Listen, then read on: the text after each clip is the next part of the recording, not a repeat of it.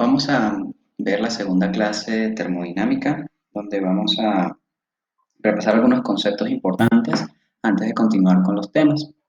Bien, vamos a empezar con un sistema. Un sistema es un objeto que yo quiero estudiar, como se ve en la figura. Este objeto puede tener fronteras imaginarias o reales, depende de nuestro punto de vista y de qué forma queremos atacar el problema.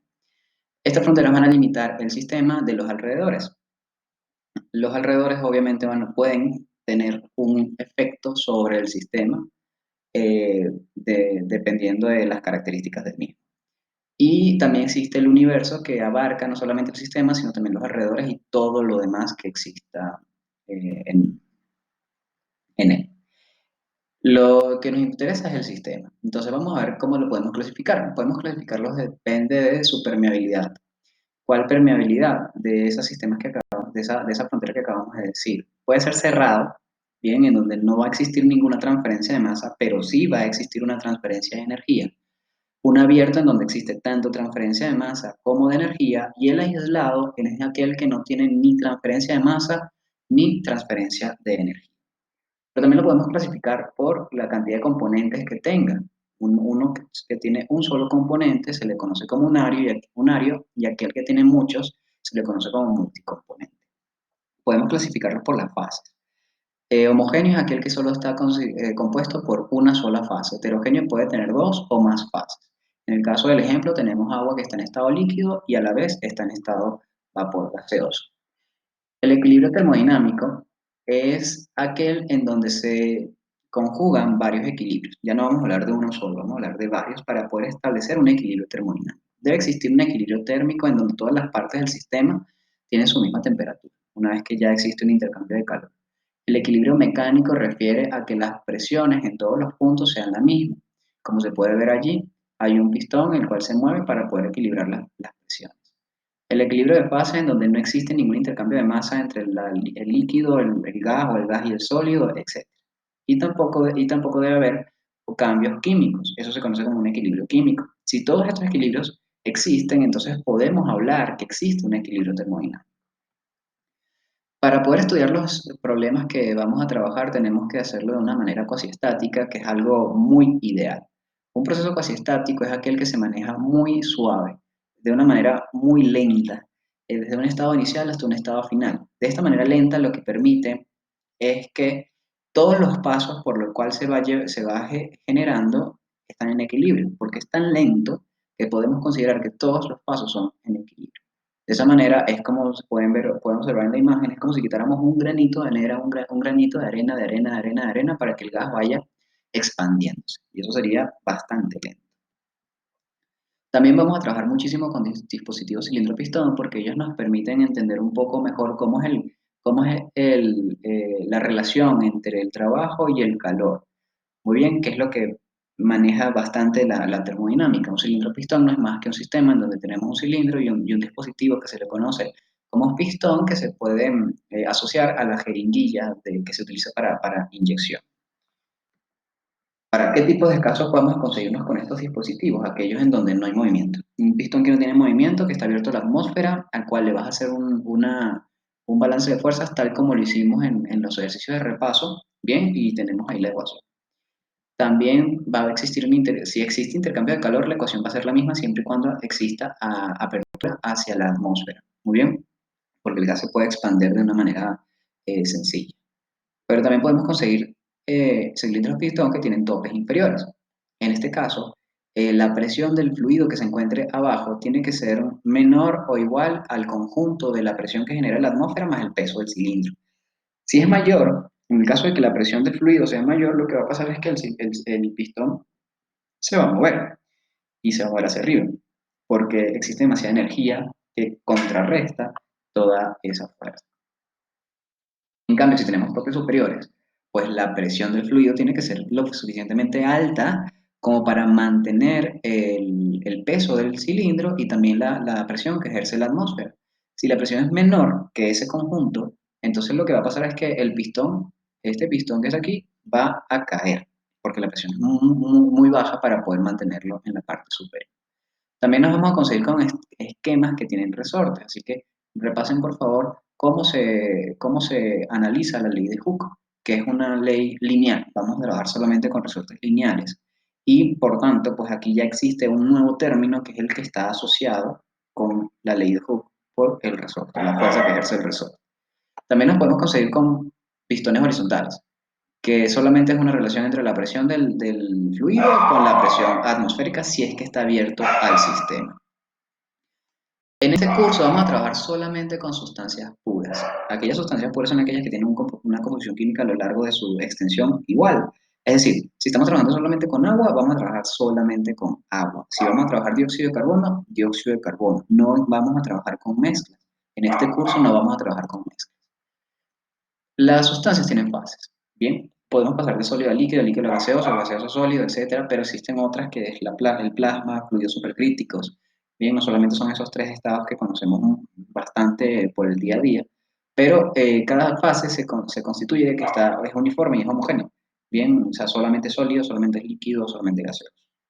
Ahora, las fases de una sustancia pueden pasar de una a otra y en la presentación pueden ver cómo se llama cada una de ellas de líquido sólido, de sólido gaseoso, etcétera. Esto también lo hemos visto en cursos anteriores. Pero lo que nos interesa aquí en termodinámica es estudiar cómo sucede ese cambio desde una fase hasta otra. Y vamos a estudiar de líquido a gas en la próxima lámina. Bien. Pendientes aquí que esto es una de las partes importantes en la materia de termodinámica. Vamos a estudiar agua o cualquier sustancia que está en estado líquido. Y encima tiene un pistón, como lo pueden ver en la figura. Bien, vamos a decir que tiene una presión de una atmósfera, una temperatura de 25 grados centígrados. Vamos a decir que es agua, porque en esas condiciones el agua es líquida. Bien, y tiene un volumen 1, que lo podemos graficar en un diagrama de temperatura-volumen específico. Estamos hablando de metros cúbicos kilogramos y la temperatura en Celsius. Entonces, este punto, esta presión con esta temperatura, con ese volumen, es este que está aquí dibujado. Bien. Vamos a cambiar la fase. ¿Qué tenemos que hacer para que el agua líquida se convierta en agua gaseosa? Lo más sencillo posible es suministrarle calor. Bien, este símbolo significa suministro de calor. ¿Qué pasa si yo le suministro al agua en esas condiciones algo de calor? Pues bueno, sigue estando en líquido comprimido, suponiendo que llegamos a una temperatura de 40 grados centígrados, todos estamos de acuerdo que a esa temperatura el agua sigue estando en líquido a una presión atmosférica, bien, o sea que seguimos estando en el estado que se conoce como líquido comprimido, así lo vamos a conocer en las clases de termodinámica. Este estado 2 es simplemente el que estamos dibujando acá. Obviamente aumenta su temperatura, por eso es que el estado 1 sube al estado 2, pero también existe un volumen específico mucho mayor. Eso no lo vemos, a simple vista no se ve en un líquido, ¿bien? Pero sí hay un aumento de volumen, es casi imperceptible, pero existe. Vamos a pensar que le seguimos suministrando calor, hasta el punto en que la temperatura llega justo a los 100 grados centígrados. En este momento nosotros sabemos de la vida cotidiana que el agua empieza a hervir si estamos a una presión de una atmósfera. Bien, entonces el estado 3, que es el que se dibuja aquí, es justo en el primer momento en donde el líquido, bien, una de las moléculas del líquido se va a convertir en vapor. A eso le conocemos como líquido saturado. Y efectivamente, cuando esto llega, el volumen sigue aumentando. Muy bien, imperceptible porque sigue siendo líquido, pero sigue aumentando. Ahora, líquido saturado es en un preciso momento que un poquito más de energía hace que la primera molécula de agua se convierta en vapor. Eso es lo que vamos a conocer como líquido saturado. ¿Qué pasa si le sigue suministrando energía al sistema? Pues bueno, ya no solo una molécula va a estar en vapor, sino varias moléculas van a estar en vapor. Bien, y otras van a estar en líquido. Esto se le conoce como mezcla líquido-vapor y en este caso el volumen sí aumenta considerablemente. Fíjense que algo importante es que la temperatura permanece constante. En el momento en que pasamos de líquido saturado a una mezcla líquido-vapor, la energía ya no se traduce en un cambio de temperatura, la energía se traduce en un cambio de fase. Cuando existe un cambio de fase, la temperatura permanece constante. O sea, la energía se está traduciendo en que de líquido están pasando a gaseoso. Eso es lo que sucede, eso es lo que ocurre y por eso la temperatura no cambia, pero sí cambia el volumen, porque el gas ocupa mucho más volumen que el líquido. Y es por eso que aquí sí vamos a conseguir un volumen mucho mayor al anterior. Pero fíjense que la temperatura, a nivel de la temperatura, permanece constante. ¿Qué sucede si le seguimos suministrando calor? Entonces, si le seguimos suministrando calor, vamos a llegar al punto en donde va a pasar completamente lo contrario que pasaba aquí. Es decir, tenemos tanto gas que existe una sola molécula líquida. Bien, sin embargo, seguimos en mezcla líquido-vapor porque al que sea una molécula líquida y la otra gaseoso, estamos en una mezcla. El momento en que esa última molécula se convierte en vapor, a eso lo conocemos como vapor saturado. Muy bien, en donde todo el sistema es el primer instante en donde todo el sistema está en vapor, pero la temperatura sigue estando a 100 grados centígrados. Esto no cambia hasta que llegamos a vapor saturado. ¿Qué pasa si le seguimos suministrando calor? A este estado le vamos a considerar como vapor sobrecalentado. Muy bien. Y a partir de este momento ya la temperatura sí empieza a cambiar porque ya la energía se fue utilizada para convertir toda la fase del líquido a gas y ahora se traduce en aumento de temperatura. Del punto 5 al punto 6 existe tanto cambio en el volumen como cambio en la temperatura. Bien, esto es lo que se conoce como un cambio de fase de sustancia. Y a este diagrama que tenemos en la parte de abajo es el diagrama que se conoce como temperatura-volumen. Las sustancias se comportan de esta manera cuando estamos haciendo un cambio de líquido a gas. Y vamos a tener esta curva, pero la que hicimos fue solo a una atmósfera. ¿Qué pasa? Nosotros podemos hacer esta misma figura, este mismo experimento, pero con una presión menor o con una presión mayor. Y vamos a tener una curva muy similar, pero tal vez un poco por acá abajo o un poco por acá arriba. Muy bien, de esa manera es que se construyen los diagramas de temperatura-volumen. Entonces, recapitulando, tenemos este estado primero que se conoce como líquido comprimido. Llegamos al punto en donde la primera molécula de líquido se va a convertir en vapor, eso se conoce como líquido saturado. Cuando existe una coexistencia de líquido y vapor, la temperatura no cambia porque la energía se está utilizando para hacer el cambio de fase hasta que llegamos al vapor saturado, en donde la última molécula de líquido se va a convertir en vapor. Y si seguimos suministrando energía, pues entonces la vamos a considerar como vapor sobrecalentado. Excelente. Ahora, lo que habíamos hablado, tenemos una gráfica ahora de temperatura y volumen que es la misma, pero fíjense que aquí tenemos el comportamiento de una